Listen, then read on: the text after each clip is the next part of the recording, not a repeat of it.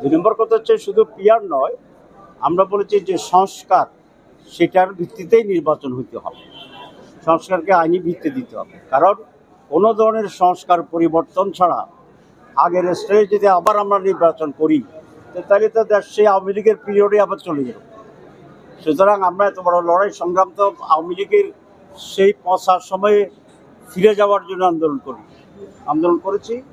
সেটাকে পরিবর্তন করে একটা নতুন সমৃদ্ধ, ন্যায়পরায়ণ, বৈষম্যহীন, উন্নত সমাজ তৈরি করার জন্য।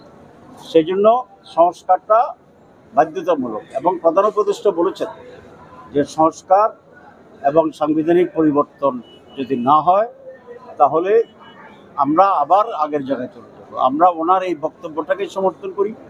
এর আগে উনি যে পদক্ষেপ নিয়েছেন সংস্কার ছাড়া নির্বাচনের ডেট ঘোষণা, এটাকে নিন্দা করি। আমরা মনে করি যে এখনও সংস্কার করার জন্য অনেক সময় আছে। সংস্কারকে আইনি ভিত্তি দিতে হবে এবং এই সংস্কারের ভিত্তিতেই আগামী নির্বাচন